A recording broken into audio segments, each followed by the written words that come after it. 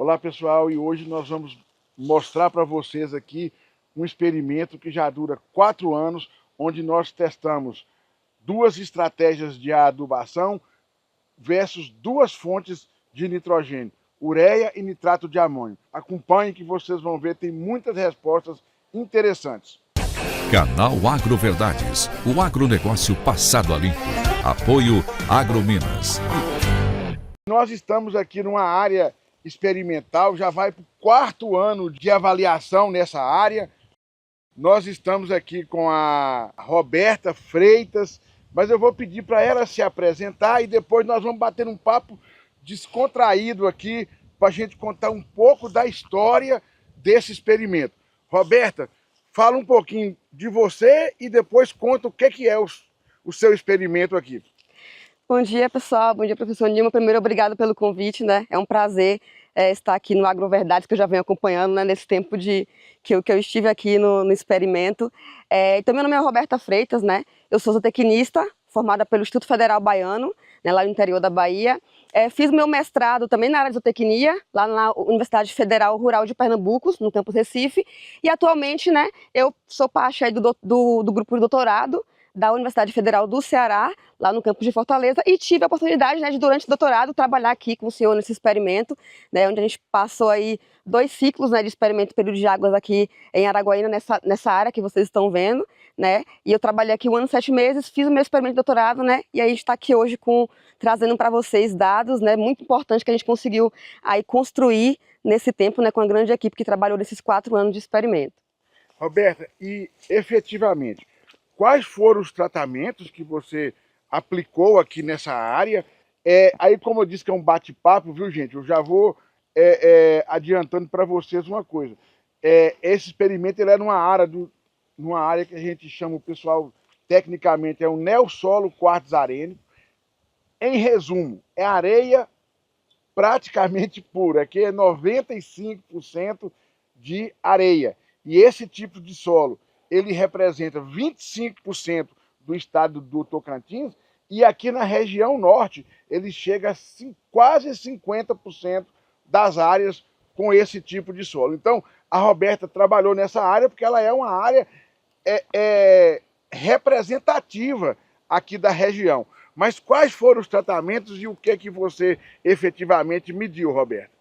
Então, né, a gente está fazendo um experimento aqui de avaliação de adubação, né, de manejo de adubação, né, então nós trabalhamos com 2 fontes, né, de nitrogênio. A gente trabalhou com a ureia, que é o que é mais comumente utilizado, né, que todo mundo conhece, e nós também trabalhamos com o nitrato de amônio, né, para a gente fazer essa comparação e ver o que a gente tem de resultado em relação a essas 2 fontes.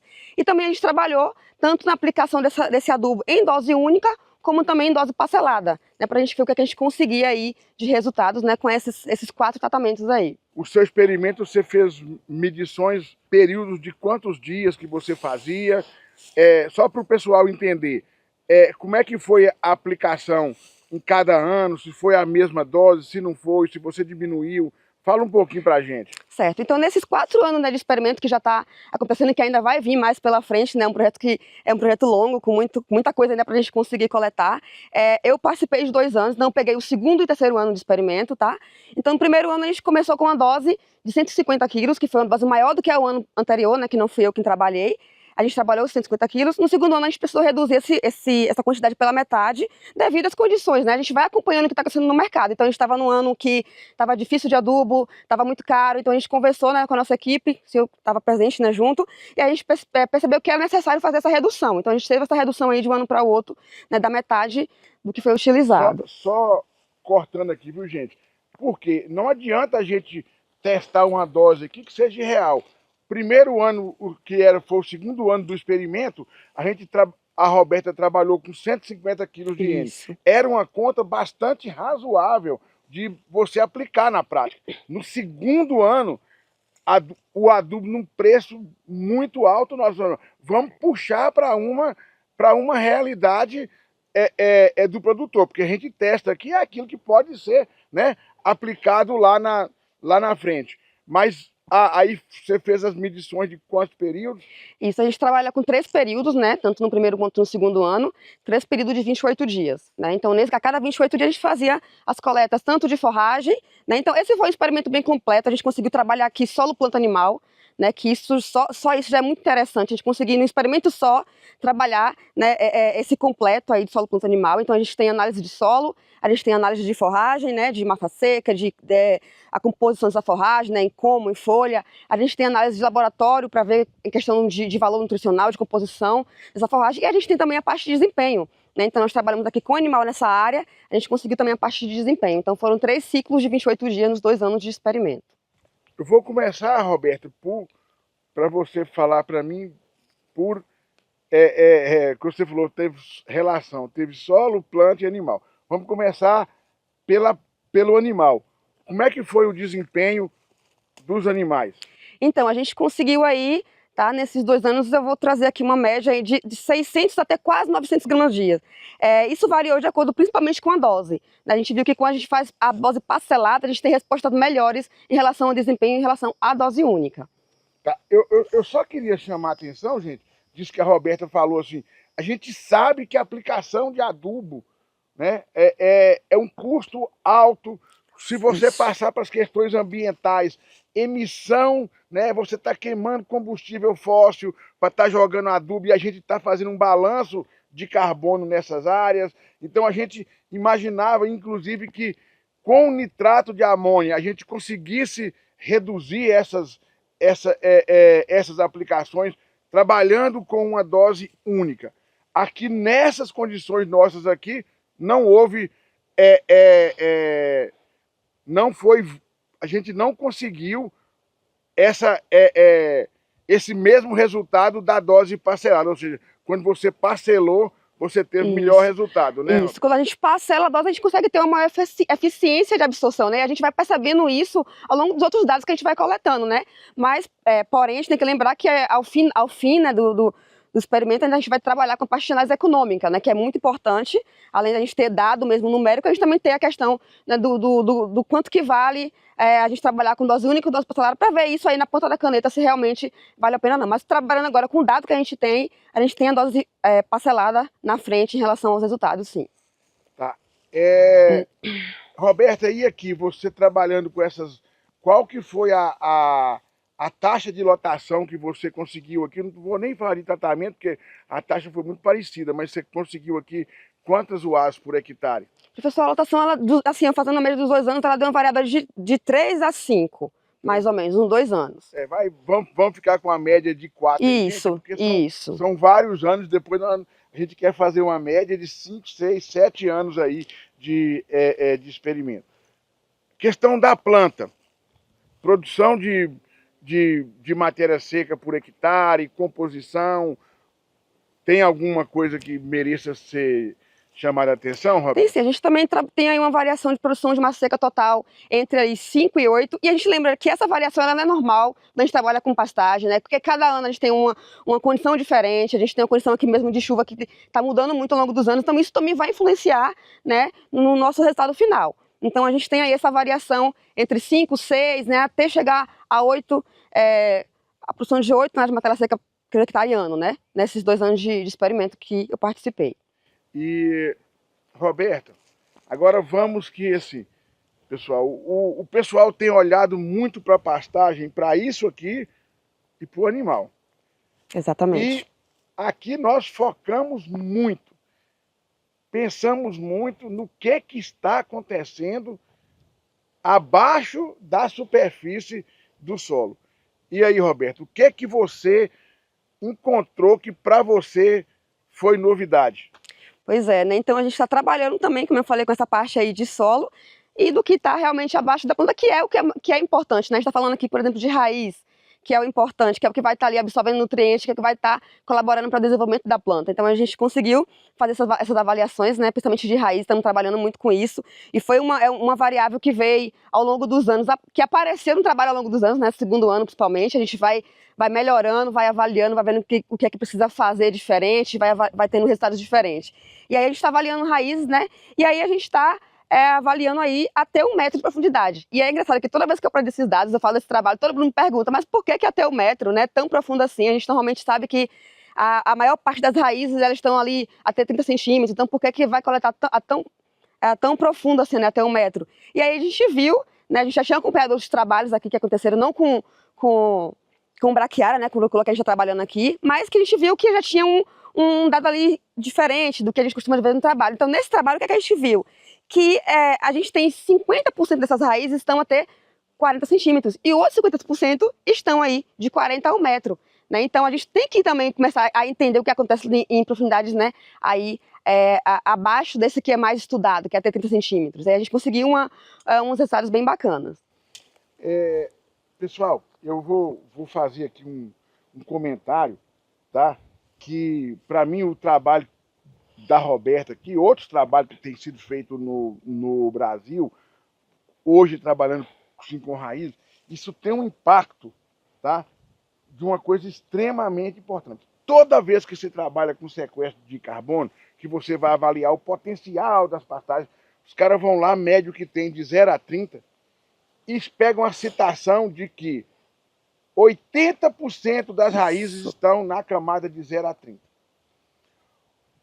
Nós estamos vendo aqui que isso pode ser verdade numa pastagem degradada, que não foi devidamente adubada e compactada, mas que numa condição de uso de tecnologia, de adubação e de manejo correto, tá? O potencial de sequestrar carbono dessas áreas é muito grande. E eu vou mais, a gente precisa de fazer esse mesmo trabalho comparando com solos com maior teor de argila, porque talvez essas pastagens em áreas arenosas venham ser um novo paraíso para captura de CO2, de carbono. E o que é mais interessante, gente, nós estamos aqui, né, Roberta? E a Roberta acompanhou isso por 2 anos, ela sabe falar isso mais do que eu. Essa parte aqui, ó, nós terminamos o experimento, não tem 60 dias. Quando a gente chegar aqui no mês de setembro, essa parte aérea aqui, ó, você vai pegar, ela quase que desaparece. Mas nós já temos dados de raiz, as raízes, elas continuam, tá, em profundidade. Mas raiz não é tudo. Então nós, já a partir do 3º e 4º ano, nós vamos medir carbono no solo. E aí nós vamos poder dizer quanto de carbono que tem numa área dessa, que é o que importa hoje, é o sequestro. As raízes são um indicativo. Se tem raiz, é sinal que vai ter carbono, mas a gente precisa de quantificar isso de uma forma científica e por metodologia que seja comprovada e aceita aí mundialmente. Então, assim, eu acho que hoje o grande trunfo desse trabalho, na minha opinião, tá, né, Roberta? E eu falo com a Roberta para ela explorar isso ao máximo, porque isso é uma coisa nova, que é esse nível de carbono que a gente vai encontrar, com certeza, em função desse aprofundamento das raízes, que a gente vai encontrar em profundidade. Roberta, e o que efetivamente, em média, acumulou de raiz nessa profundidade, de 0 a 100 centímetros, ou, para o pessoal entender melhor, de 0 a 1 metro, até 1 metro de profundidade. Qual que foi o volume acumulado? Então, nós conseguimos aí uma média entre 8 a 9 mil quilos de matéria seca por hectare ano dessas raízes.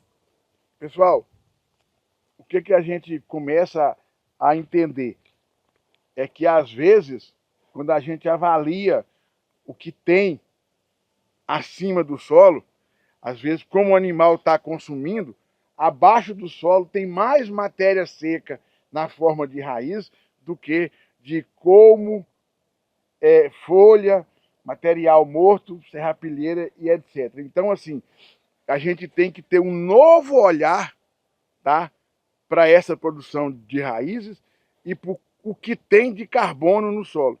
E principalmente, gente, uma das vantagens que a gente tem de raiz é que essa matéria orgânica ela vai mineralizando, ela é estável ao longo do tempo. Isso. Então nós estamos aqui com a nova fronteira aí do conhecimento a ser explorada, né?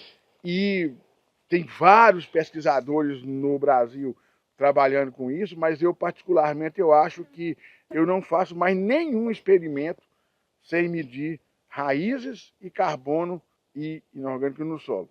Tá? É isso, professor. E aí isso é coisa que a gente consegue ligar, né? Se a gente for pensar nessas raízes que estão lá em profundidades maiores, quando ela termina aí a sua vida útil, o que vai acontecer? Elas vão ser decompostas e vão virar matéria orgânica. E matéria orgânica é o nosso maior reservatório de carbono no solo, né? Então a gente vai estar incrementando essa matéria orgânica também com esse maior volume de raiz, né? E aí vai estar colaborando aí com esses nossos estudos que são muito importantes, né, nessa área. A gente está realmente aí vendo ao longo dos anos pesquisas, né, tem muita gente trabalhando com isso para poder mostrar que nós estamos sim trabalhando com uma pecuária sustentável, né? Isso é o que é importante. Então a gente está trazendo esses dados aí, a gente está aqui, né, a gente tem uma equipe que vem, que trabalha aqui nessa área, que pesquisa, para que a gente consiga mostrar para a população, né, e desmistificar essa coisa da uma pecuária que é agressiva, né, para o meio ambiente. Pelo contrário, hoje a gente consegue realmente fazer esse balanço de carbono. Então a gente emite sim, mas a gente também está guardando, está reservando esse carbono, né? E a gente está conseguindo até guardar mais do que o que está sendo emitido.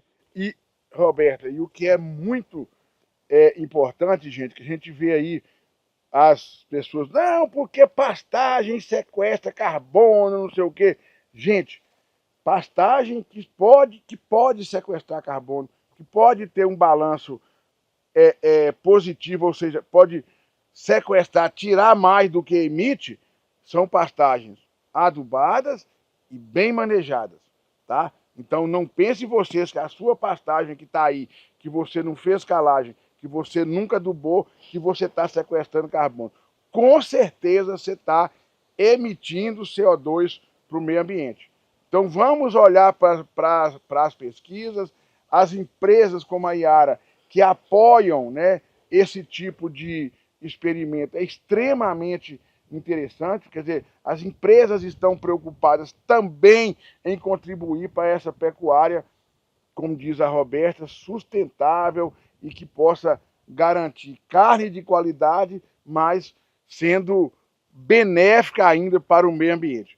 Eu gostaria de agradecer aqui a Roberta, agradecer ao professor Magno, que é o seu, né, orientador e que tem acompanhado, que tem trabalhado junto com a gente, agradecer a Yara, né, principalmente na pessoa da Thaís, do Edvin, que foi quem começou toda essa parceria aqui, e esperar que daqui nós já temos 4 anos de experimento. Os dados desse ano nós não temos ainda, porque encerramos faz poucos dias, faz talvez aproximadamente 1 mês, né? Mas a gente está construindo aí uma pecuária para o futuro, mas isso só é feita com a contribuição de todos.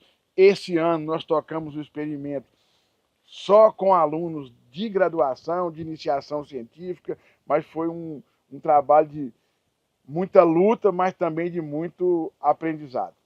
E para encerrar, né, esse foi mais um AgroVerdades, passando o agronegócio do Brasil a limpo.